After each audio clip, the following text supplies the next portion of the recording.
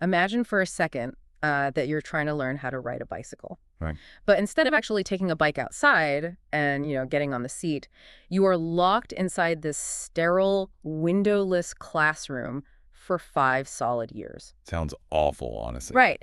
And every single day, they hand you these incredibly thick, dense textbooks explaining the physics of gyroscopic motion. Oh, wow. Yeah, like you're forced to memorize the exact mathematical equations for balance, velocity, momentum. But you never actually touch a bike. Never. You spend weeks writing detailed essays about, like, the historical development of the vulcanized rubber tire. And then, after 5 years of this intense, exhausting theoretical study, They finally let you outside. exactly, someone opens the classroom door, points to a bicycle perched at the top of this steep, rocky hill, and just says, "Okay, now ride." You would crash immediately. I mean, there's absolutely no question about it. Right. You'd panic. You'd probably grab the brakes way too hard and just totally wipe out. Yeah, you'd be terrified of the thing. And honestly, more importantly than the physical crash, the psychological impact would be devastating. You'd feel incredibly embarrassed, completely defeated. You'd probably never want to look at a bicycle ever again. Exactly. And yet, this is exactly the paradigm we force millions of people into when it comes to language learning. It really is. We hand them textbooks. We make them memorize these complex, archaic grammar rules. Right, and test them endlessly on written translation in a totally silent room. And then after years of this, we just drop them into a busy coffee shop in a foreign country and expect them to, fluently converse in the real world. It's absurd when you think about it. So, welcome to a brand new deep dive. Today's mission is to completely crack the code on language fluency. We are going to show you how to take that traditional, stressful, school-based learning model and just turn it entirely upside down. We've got a truly fascinating stack of sources to guide us through this today, right? Oh, absolutely. We're pulling from this highly practical conversational textbook by Claire Whitmel called Speak English, 30 Days to Better English. Which is fantastic. It is. And to understand the engine behind the learning, we have two really comprehensive guides on the psychology of language habits. One is from English Learning Space, right? Yeah, and the other is from 3D Academy. Plus, we're looking at a brilliantly practical article from Break Into English detailing the surprising benefits of self-recording. And finally, to cap it all off, we are diving into a Wikipedia page that details a cutting-edge psycholinguistic technique called speech shadowing.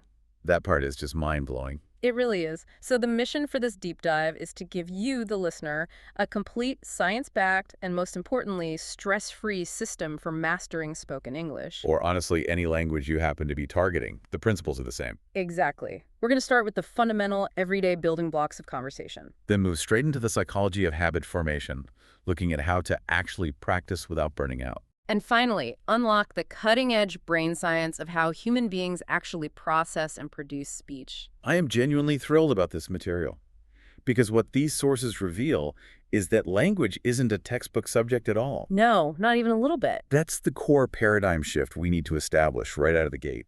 We have to collectively stop looking at language as this, analytical subject to be studied and decoded. And start looking at it for what it truly is, right? A physical, neurological habit to be trained. Exactly. When you treat a language as a set of analytical rules rather than a practical tool for human communication, you drastically increase your cognitive load. You create this massive psychological barrier. Yeah, when you freeze up and feel that wave of anxiety when a native speaker asks you a simple question, that is not because you lack intelligence. Right. It's simply because your brain is desperately trying to solve a complex math equation using grammar rules. Instead of just relying on a trained physical reflex. Okay, let's unpack this. Let's look at exactly how Claire Whitmel addresses this in her book, Speak English.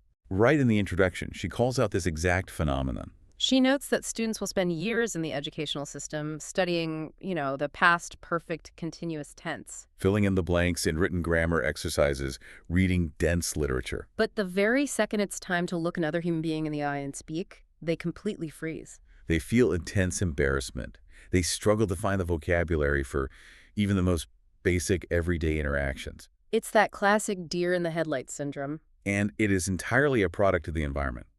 In a traditional school setting, there is a heavily reduced window for actual listening or speaking.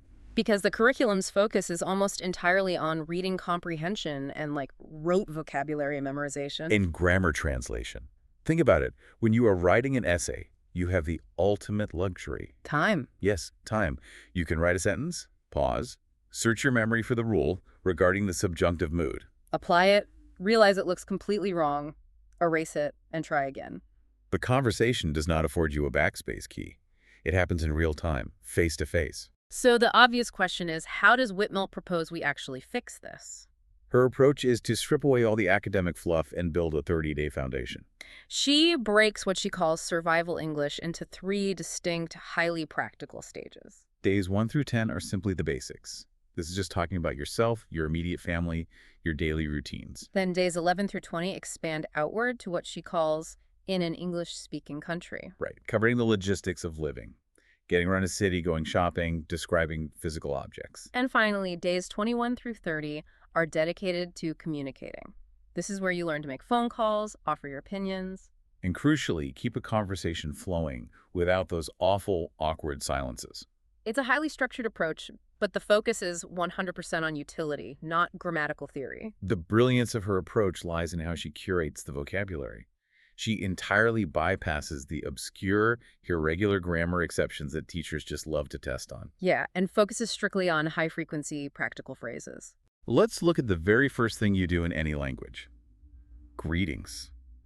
Whitmell contrasts formal greetings with informal ones. If you open a standard textbook, it'll likely teach you to respond to "How are you?" by saying, "I'm very well, thank you." Which, I mean, that is grammatically flawless. Perfect for meeting a bank manager or like a head of state. But sounds incredibly stiff in daily life.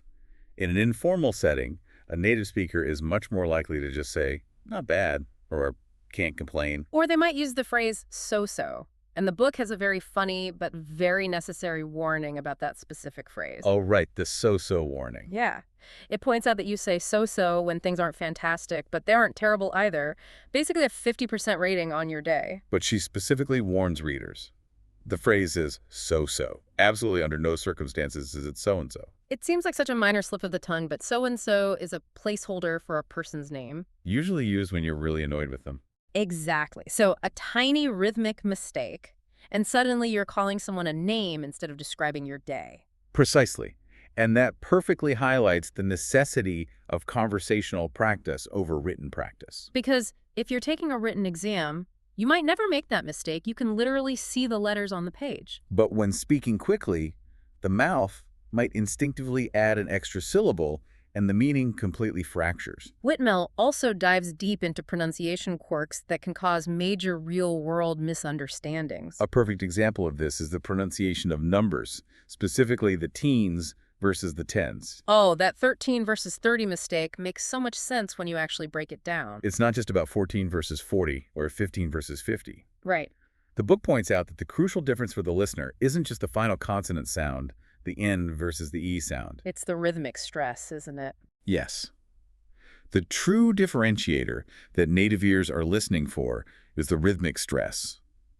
In the teens, 13, 14, 15, the stress, the heavy beat of the word, falls on the second syllable. Okay. But with the tens, 30, 40, 50, the heavy stress is on the first syllable. So if you're in a crowded shop and you ask the price of a shirt and the clerk says it costs $30, But they put the stress on the wrong syllable. you might hand them a $20 bill expecting change because your ear was searching for the rhythm of 13. Which is a situation that happens all the time to travelers. All the time. And it leads directly to that exact panic and embarrassment we were talking about with the bicycle analogy. You freeze up, the line of people behind you is sighing and waiting. You're fumbling with your wallet trying to understand the cashier. It's a nightmare scenario for a beginner. To avoid those social landmines, the book also covers the nuances of being polite, which is a massive part of surviving in an English-speaking country. For example, if you're trying to describe someone you just saw to a police officer or a friend, the book advises strongly against using negative, direct words. Like fat or old. Right, because direct translation completely fails us in these social contexts. In some cultures and languages, directly describing someone's physical weight or their advanced age is a completely neutral, objective observation. But in English, those specific words carry heavy negative connotations. They sound insulting. So Whitmell provides the conversational alternatives, the social lubricants. Instead of saying someone is fat, you say they're a bit overweight. And instead of saying they're old, you say they're in their 50s or in their late 60s. It softens the language and removes the unintended aggression. And the ultimate politeness rule she covers, which I think is brilliant. Never, ever say, I want. Oh yeah, the book is very clear on this. Saying "I want" sounds incredibly arrogant and demanding in spoken English. If you go to a coffee shop and say to the barista, I want a coffee, you're going to get some very weird, irritated looks. Instead, you have to use the phrase "I would like," followed by "please." I would like to buy a ticket, please.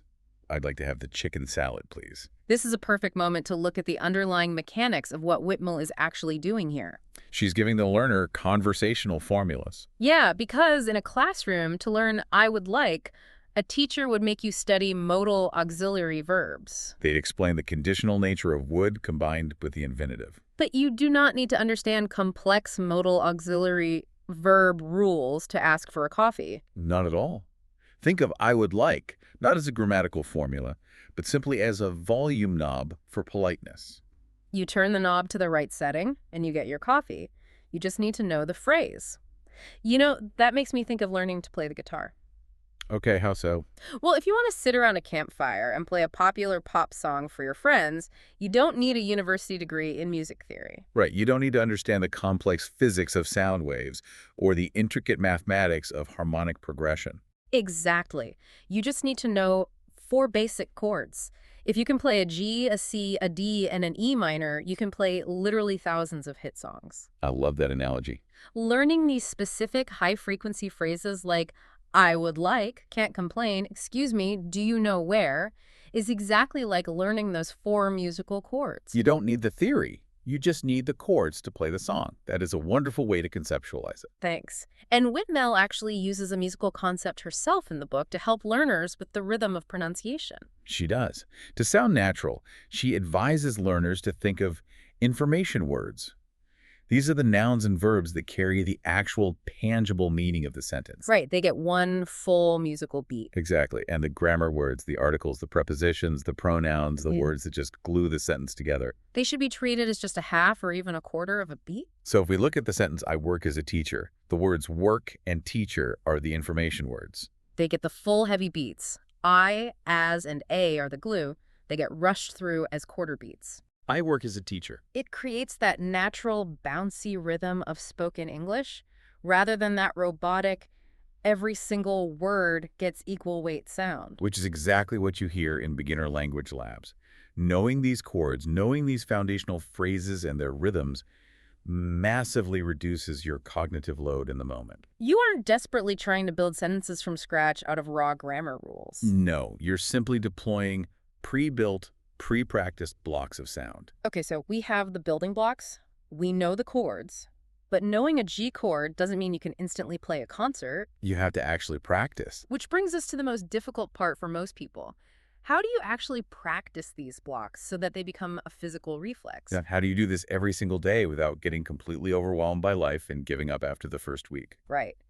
That brings us to the insights from our 2 guides from 3D Academy and English Learning Space. Both of these sources aggressively attack the concept of motivation. They basically tell the reader flat out, relying on motivation is a complete trap. And from a neurological and psychological standpoint, they're entirely correct. Motivation is not a strategy. It's an emotion, right? Exactly. It's a fleeting, highly volatile state of arousal that relies heavily on a dozen unpredictable factors. Like your current mood, your physical energy levels. How much deep sleep you got the night before, how stressful your commute was, what you ate for lunch. So if your entire language learning strategy relies on you actively feeling motivated to sit down and study for an hour after a long, exhausting day of work, you are statistically guaranteed to fail. Habits, on the other hand, operate in a completely different part of the brain. They run automatically in the background. Once a habit is established, it requires almost zero mental effort or emotional arousal to initiate. To build these habits, the guides introduce what they call the 10-minute rule. They state definitively that a focused, intentional 10-minute session is infinitely better than a tired, distracted, forced 60-minute session. Consistency absolutely beats intensity every single time. If we connect this to the bigger picture, we have to discuss the concept of decision fatigue. Right, the idea that our brains get tired of making choices. Exactly. Every single day, your brain wakes up with a finite, limited amount of decision-making energy. From the moment you get out of bed, you're draining that battery. What should I wear today? What should I eat for breakfast? Which route should I drive to work to avoid traffic? Yeah. How should I respond to this difficult email? By the time evening rolls around, your brain is just depleted. So if, at 7 p.m., you have to make the active decision, should I study my English vocabulary now, or should I just lay on the couch and watch TV? The exhausted brain will universally choose the path of least resistance. It will choose the TV every time. By making your study routine just 10 minutes long and making it a non-negotiable daily habit, you completely remove the mental negotiation. You remove the decision entirely, you just do it. Exactly. Now, to make those 10 minutes actually effective, the English Learning Space Guide gives 5 incredibly practical methods that literally anyone can fit into their day. The first one is so beautifully simple. Naming and describing objects around you. You just look around your bedroom or the street as you walk to the bus or your office desk, and you name what you see out loud in English without translating. You see a cup, you say cup, keyboard, notebook. Then, as you get faster, you add simple descriptive adjectives. A black coffee cup. A small blue notebook. The underlying mechanic of why this works is crucial. This method directly attacks the translation reflex. Because in traditional textbook-based learning, you see a physical cup, your brain retrieves the word in your native language. And then it has to route that through a mental dictionary to translate it into the English word cup. Which takes valuable milliseconds. Right. By actively pointing at physical objects in your immediate environment and naming them directly in English, you're building a direct, high-speed neural pathway. Between the visual stimulus of the object and the English vocabulary word. You are bypassing your native language entirely, which is the key to thinking quickly in a new language. The second method they suggest is simply talking to yourself. A classic. You choose a very basic topic, maybe your plans for the upcoming weekend or your goals for the workday, and you just speak loud in English for those 10 minutes. And the guide explicitly notes that whispering to yourself is perfectly fine if you're shy or if you're sitting on a crowded train. The goal here isn't to deliver a perfect, grammatically flawless speech. No, the goal is just to keep the mouth moving, to build comfort with the physical act of speaking. That physical component cannot be overstated, can it? Not at all. Speaking a language is not just a mental exercise. It requires the precise, split-second coordination of dozens of small muscles in your face, your lips, your tongue, and your throat. Just like a marathon runner needs to actually jog to build physical cardiovascular endurance. A language learner needs to actually move their mouth to build articulatory endurance. If you only ever read silently, those muscles remain completely untrained for the specific phonetic shapes of English. Makes total sense. Method number 3 is the flashcard challenge. Now, we all know flashcards, but here's the catch they introduce. You don't just look at the English word and the native translation. Well, word equals one quick spoken example sentence. So if the word is umbrella, you don't just think, okay, umbrella. You have to instantly say out loud, I need my umbrella because it is raining. And you try to blast through 10 to 20 cards in those 10 minutes. What they're enforcing here is the shift from passive recognition to active recall. Passive recognition is what happens when you read a word in a book and think, oh, I know what that means. It feels good, but it's an illusion of fluency. Active recall in production is proving to yourself that you can actually retrieve that word from memory and wield it in a proper grammatical structure on the fly. Exactly. Method 4 is listening to a mini podcast. The guide specifically suggests very short, curated shows like the BBC's 6-Minute English. The method is to listen actively for those 5 or 6 minutes, and then you spend the remaining 4 or 5 minutes of your session summarizing what you just heard. Out loud, to an empty room, or writing a few quick bullet points. This is a fantastic exercise for training both your auditory processing and your working memory, right? Yes, your working memory is the mental buffer where you hold information temporarily. So by listening to a native speaker tell a story, holding the concepts of that story in your mental buffer, And then immediately translating those concepts back out using your own active vocabulary, you're essentially mimicking the exact cognitive demands of a real two-way conversation. and the 5th and final method is microjournaling. You just sit down and write 2 or 3 sentences about your day. That's it. Tay was incredibly busy at the office. I finally finished the big project and then had lunch with my friend. I feel tired but very proud. It's an incredibly low-stakes entry point. Over time, The guide points out your brain will naturally start wanting to form more complex sentences. But you completely avoid the overwhelming stress of staring at a blank page and being told to write an essay. But of course, having a list of methods is absolutely useless if you don't remember to actually do them. Right, which is why the 3D Academy Guide introduces the behavioral psychology concept of habit stacking. The formula for habit stacking is brilliantly simple. After I do my current habit, I will do my new habit. So you use the things you already do automatically as the trigger. Like, after I drink my first sip of morning coffee, I will immediately review 10 vocabulary words. Or, after I wash my dinner plate, I will sit at the table and write my 3 microjournal sentences. You're taking this new, fragile, easily forgotten habit and tying it securely to a rock-solid, pre-existing routine. You let the act of making coffee be the trigger, completely bypassing the need for motivation. The guide also heavily emphasizes environment design. Change the language interface on your smartphone to English. Put sticky notes with vocabulary words on your bathroom mirror. Surround yourself with the language so that interacting with it becomes practically inescapable. Okay, I love the elegance of this, but I have to push back here for a second. Go for it. Is 10 minutes really enough time to see tangible, real-world progress? It sounds almost too easy, like a gimmick. I hear that a lot. Like, if I'm trying to master a deeply complex language with thousands of vocabulary words, won't I just hit a massive wall? Doesn't this whole stress-free idea ignore the harsh reality that sometimes you just need to put your head down and grind to get better? That is a very valid pushback, Hmm. and it's a common concern when people first hear about microhabits. But the 3D Academy Guide addresses this directly with a concept they call the 80-20 ease rule. What's that? Well, the reason most people quit language learning is burnout. To avoid that burnout, 80% of your daily study sessions should feel highly achievable. They should feel almost easy. Exactly. Only 20% of your sessions should stretch your cognitive limits and feel like a heavy, exhausting mental lift. Oh, I see. In the first few months, the primary goal is not massive, daily leaps in vocabulary acquisition. The primary goal is simply establishing the unbreakable momentum of the daily habit. So getting the reps in, regardless of the weight on the bar, consistency beats intensity. Precisely. Once that habit is firmly locked into your neural pathways, once your brain reaches a point where it actually feels weird and uncomfortable not to do your 10 minutes of English after your morning coffee, Then you can start scaling up. you can increase the duration to 20 minutes or add a heavy 60-minute deep practice session on Sunday afternoons. But the daily 10-minute baseline ensures you never lose touch with the language. And regarding my point about hitting a wall, The guide normalizes this completely. Plateaus are not a sign of failure. They are a normal, expected part of neurological adaptation. so when you hit a plateau, you don't just throw your hands up and quit. You treat it like a scientist. You run a 2-week experiment. You change just one variable. Like maybe you switch the topic of your mini podcasts from news to sports. Or you start doing pronunciation shadowing instead of vocabulary flashcards.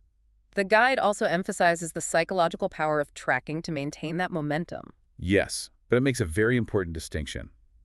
You need to track both your inputs and your outputs. Inputs being the metrics you have absolute control over, right? Like the number of minutes you practiced today, the number of flashcards you reviewed. And outputs are the results. Your score on a vocabulary quiz or the total word count you achieved in your microjournal.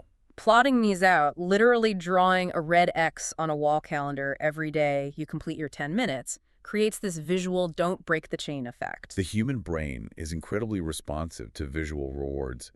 Seeing a continuous, unbroken chain of 30 red X's on a physical calendar provides a very real dopamine hit. That dopamine reinforces the habit loop. But more importantly, it provides tangible, undeniable evidence to yourself that you are someone who studies every single day. It initiates a shift in your identity. You stop seeing yourself as a struggling student who is bad at languages. And you start seeing yourself as a consistent, dedicated learner. So to recap where we are, we've got the foundational vocabulary, the musical chords from Whitmore. We have the engine running using the 10-minute daily habit loop and habit stacking. But this brings up a crucial problem. If you're practicing in your room for 10 minutes a day, how do you get feedback? Right. How do you know you aren't just practicing your mistakes over and over again? Burning bad pronunciation into your brain, we need to look at the ultimate solo practice. The article from Break into English makes a fairly bold claim right off the bat. It states that relying on finding a native conversation partner is often a logistical nightmare and can actually be counterproductive for beginners. It is a slightly controversial take, especially given how aggressively the modern language learning industry pushes apps for finding online language exchange partners. But their underlying logic is incredibly sound. From a purely logistical standpoint, finding someone online means navigating massive time zone differences. Dealing with the busy schedules of strangers and the inevitable flakiness of unreliable partners. But beyond the mere logistics, there is the massive psychological barrier we discussed at the very beginning of this deep dive. Meeting a total stranger online is awkward and stress-inducing enough in your native language. Trying to do it in a language you're just barely beginning to grasp can trigger intense social anxiety. And anxiety is the enemy of fluency. When you're anxious, your brain literally shuts down the creative, fluid, cognitive pathways you need to speak naturally. Diverting that energy to the amygdala's fight-or-flight response. So what's their solution to this partner problem? Talk to yourself and record it. I absolutely love this concept. It's the exact same methodology used by elite professional athletes. The champion quarterback doesn't just play the game on Sunday and then forget about it. They go into a film room and spend hours meticulously watching the game tape. They watch their footwork in slow motion. They watch the angle of their arm when they threw the ball. They look for microscopic weaknesses in their form that they physically couldn't feel in the chaotic heat of the moment. Self-recording is the language learner's game tape. That is the perfect analogy. When you are in the middle of speaking, your brain is entirely consumed with the massive cognitive load of word retrieval. And grammar formulation and the physical coordination of your mouth. You physically do not have the leftover neurological bandwidth to simultaneously step back and critically analyze your own performance in real time. But by recording yourself on your phone, you effectively separate the act of production from the act of evaluation. You get to be the player on the field, and then 10 minutes later, you get to be the coach in the film room. The Break into English article gives us an excellent rubric for this. They outline the 3 pillars of what we should actually be listening for when we hit play on that recording. Pillar number 1 is fluency. And they clarify that fluency isn't just about how incredibly fast you can talk. It's about the flow. Are your words spilling out in a relatively smooth stream? Or are you stumbling heavily with frequent, agonizingly long, awkward pauses? The article suggests a highly specific hack here. Learn to actively use conversational connectors. These are words and phrases like besides, moreover, contrary to that, or which means. Connectors are an incredibly strategic tool for a learner, right? They essentially buy you time. If someone asks you a complex question and your brain needs a solid 2 seconds to formulate your thought and retrieve the right vocabulary, you have a choice. You can either stand there in dead, awkward silence, which makes you look lost. Or you could say, well, contrary to that, saying that phrase gives your brain that necessary 2-second buffer to find the next word. While simultaneously making you sound incredibly fluent, cohesive, and in control of the conversation. Exactly. It bridges the gap between fragmented thoughts. The second pillar you need to listen for on your tape is accuracy. Are you making repeated, systematic mistakes with your grammar? Specifically, the article highlights the importance of checking your verb tenses. Are you correctly describing actions that happened in the past versus the present versus the future? When you're listening back to the recording, completely removed from the pressure of having to speak, you can easily hear yourself say, "Yesterday I go to the store." And your coach brain will immediately flag it and say, catch that. That action was yesterday. That should be went. Right. And the third pillar is pronunciation. This ties right back to Claire Wetmell's points about musical beats and rhythmic stress. When you listen to yourself, are you emphasizing the correct syllables? Would a native speaker be able to understand you without straining? A great way to test this is to record yourself summarizing that BBC mini podcast we talked about earlier. And then play your recording side by side with the native speaker. When you juxtapose the two, the differences in your intonation, your vowel lengths, and your rhythm become glaringly obvious. I know what you're probably thinking, though. I have to admit, the idea of doing this makes me squirm. Does it really work? I feel like I would just cringe so hard hearing the sound of my own voice fumbling through a new language. Oh, absolutely. Everyone cringes at first. Hearing your own recorded voice is universally uncomfortable because it sounds different through the air than it does vibrating through your own skull. Yeah, it always sounds weird. But the magic of this technique is that it forces a shift in the learner from a state of subjective panic to a state of objective self-awareness. What do you mean by subjective panic? Well, when you're just speaking in the wild without recording, You might finish a conversation and walk away feeling like, oh my God, I am terrible at English. I sounded like a complete idiot. Which is a horrible feeling. Right, that is subjective panic. It's purely emotional, it's vague, and it's destructive. But when you sit down and listen to the recording, You might say, okay, I stumbled twice on the past tense of the verb by, and I paused for 3 seconds too long before answering that second question. that's objective data. Yes, it is specific, and most importantly, it is actionable. You know exactly what flashcards to make tomorrow. Furthermore, recording yourself provides the ultimate, undeniable reward mechanism for your habit loop. If you save your recordings, juxtaposing an audio file of yourself from week 1 with a recording from week 12 provides undeniable, audible proof of your progress. You can literally hear yourself becoming fluent. Exactly. Okay, so self-recording is clearly an amazing tool for conscious analysis. You speak, you analyze the tape, you correct your mistakes. Right. But what if there was a way to train your brain to mimic native speakers almost entirely unconsciously? What if you could bypass that anxious, analytical coach brain altogether? That brings us to our final segment and what might be the most mind-blowing part of this deep dive, the secret weapon. We are diving into a Wikipedia page outlining a psycholinguistic technique called speech shadowing. This is truly where the intersection of biology, cognitive psychology, and linguistics becomes staggering. The Wikipedia article defines speech shadowing as an experimental technique where a human subject repeats speech at a delay, a vanishingly short delay as they're hearing it. To be clear, you aren't listening to a full sentence, translating it in your head, understanding the meaning, and then repeating the whole sentence back. No, you are repeating the syllables and words almost precisely at the exact moment they are hitting your eardrum. The metrics and the speed of this are what really got me. The average human reaction time between perceiving a speech sound and physically producing that same speech sound is about 250 milliseconds. That is a quarter of a second. And for people who are highly left brain dominant, meaning the side of the brain heavily associated with linguistic skill, logic, and analytical patterns, is leading the charge. That reaction time can drop to a mere 150 milliseconds. What's fascinating here is what those numbers reveal about how the human brain actually processes language. The speed of shadowing gives immense weight to a concept called the motor theory of speech perception. Okay, explain that. The traditional, older view of linguistics was that we perceive speech purely by analyzing the acoustic signals. Our ears pick up the rhythm, the tone, and the frequency of the sound waves, and our brain decodes them like a radio receiver. But the motor theory suggests something much more active.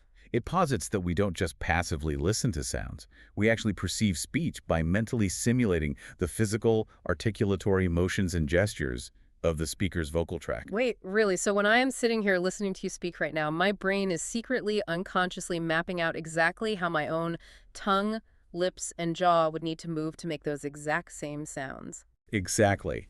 Deep in your brain, your mirror neurons are firing rapidly. As you hear the phonemes, the individual units of sound, your motor system is already activating. Creating a continuous positive feedback loop between perception and physical action. You are quite literally perceiving the speech through the internal simulation of producing it yourself. Let's look at the history of how they figured this out, because this isn't some new internet productivity hack. No, the technique was actually pioneered in the late 1950s by a group of Soviet researchers known as the Leningrad Group. Led by scientists Lyudmila Chistovich and Valery Kozevnikov. And their experimental methods were absolutely hardcore. Long before modern fMRI brain scanners, they needed to measure the exact millisecond the tongue moved. So they placed custom-built electronic artificial pallets inside the speaker's mouths to physically measure the precise moment the tongue made contact with the roof of the mouth. You have to admire the sheer dedication to the science. They were trying to measure the precise microscopic time difference between the physical articulation of a sound and the auditory perception of it. And through these artificial pallets, they found something remarkable. The reaction time for a subject to repeat consonants was consistently measurably shorter than the reaction time for vowels. Furthermore, they discovered that the human brain does not wait to hear a full, complete syllable before it starts reacting and moving the mouth. The foam, that smallest individual building block of sound, is the basic unit registered and acted upon by the brain. Here's where it gets really interesting, though.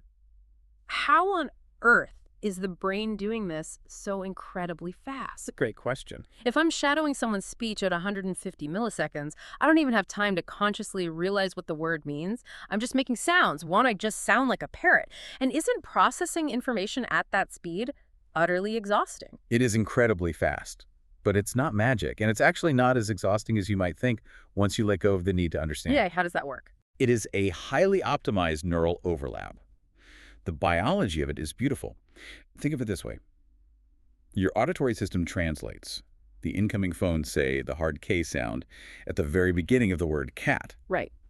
While the ear is registering that K, your motor system is already simultaneously anticipating and configuring your mouth muscles for the upcoming vowel sound, the A. This incredible overlap between the auditory translation phase and the physical motor choice phase takes a mere 20 to 90 milliseconds.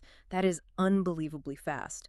How is the signal traveling that quickly? The signal is bypassing the slow parts of your brain. It travels through what neuroscientists call the dorsal stream. Imagine a high-speed fiber optic cable running straight from your ear directly to your jaw. The pathway starts in the superior temporal cortex, which is where raw sound is processed. But instead of detouring down into the areas that worry about dictionary definitions and grammar rules, The signal shoots rapidly along that fiber optic cable to the inferior parietal cortex and terminates directly in the posterior and inferior frontal cortexes, specifically in a region known as Broca's area. which is the command center responsible for speech production. So the signal completely bypasses the slower semantic processing areas of the brain that try to figure out what the word means. It's a direct, hardwired link from the ear to the mouth. This is why it isn't exhausting to do for short bursts.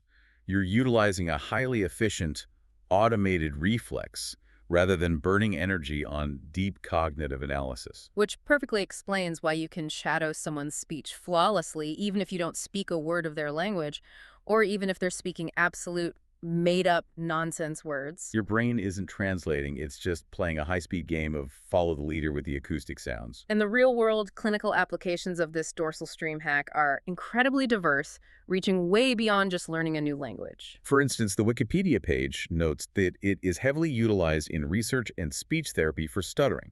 Yes, the clinical results are fascinating.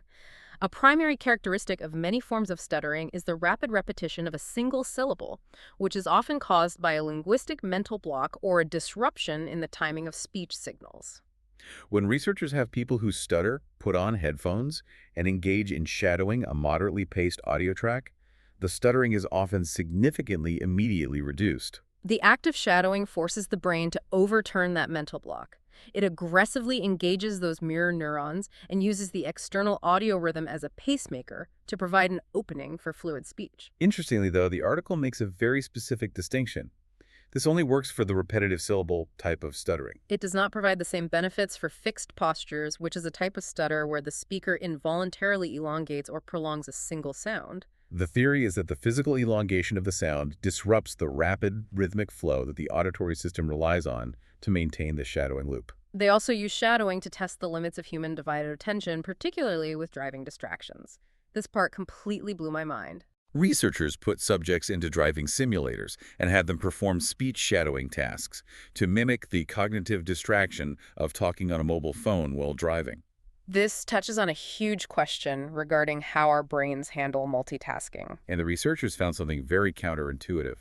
Simple, close speech shadowing, where the driver is just repeating the words automatically without thinking about the meaning. Didn't actually impair their ability to safely steer the vehicle or maintain lane position. The automatic fiber optic loop of the dorsal stream didn't steal cognitive resources from the visual processing centers needed to watch the road. However, the moment they changed the experiment and combined the shadowing with a comprehension task, Meaning that the driver actually had to think about the meaning of the words and formulate a logical response. reaction times to sudden braking events or changing traffic signals dropped significantly. The heavy attentional demand shifted away from the visual cortex monitoring the road and went straight to the semantic processing centers of the brain.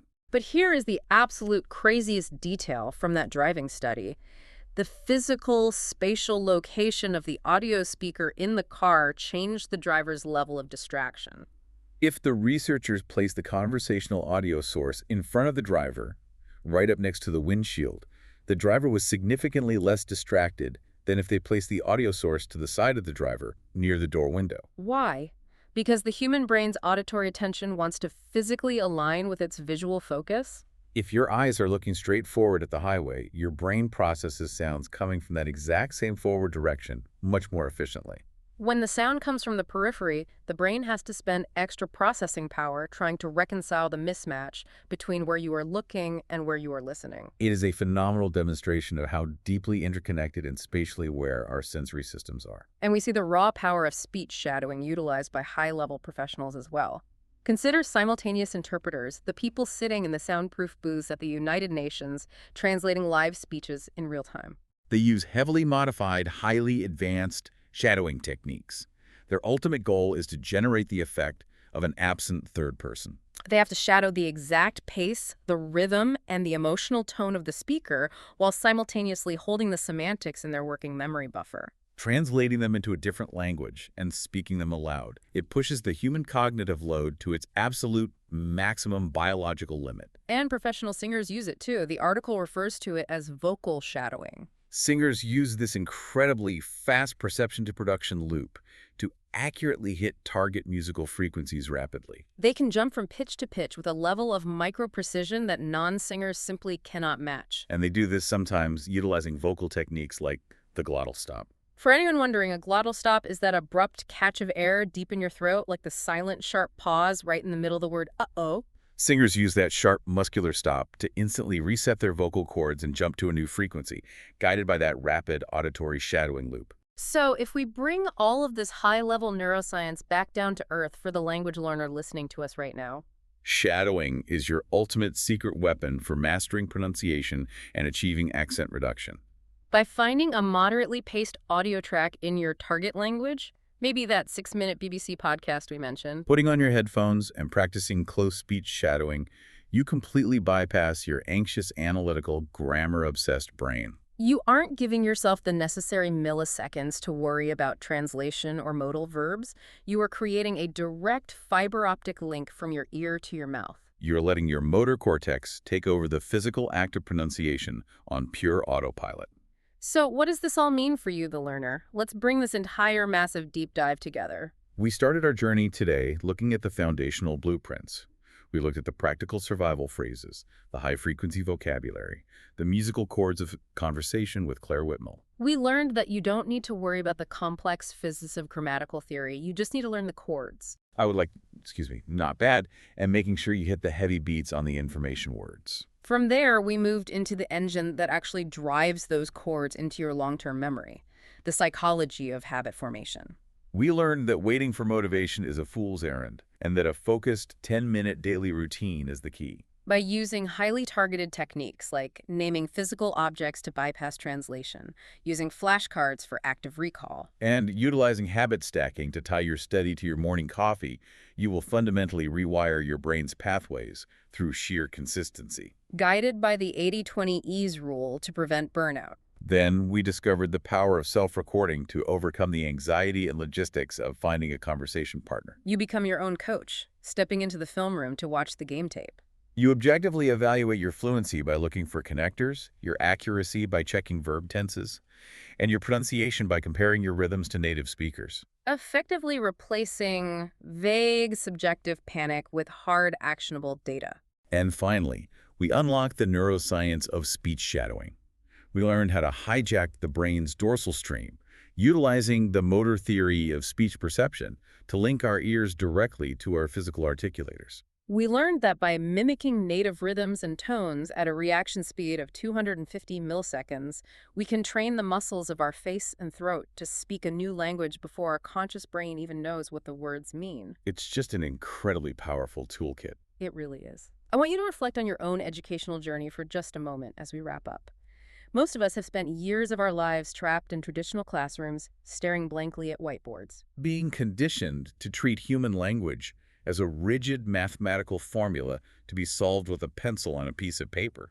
We have been sitting at desks, reading the dense physics textbook about the bicycle, completely terrified to actually get on the seat and risk falling. But what if the entire educational system has had it backward this whole time? What if language isn't an academic subject you study, but rather a physical reflex you train, just like a muscle or a golf swing or a guitar chord? The next time you hear someone speaking your target language, whether it's on a YouTube video, a movie, or just a couple sitting at the next table over in a coffee shop.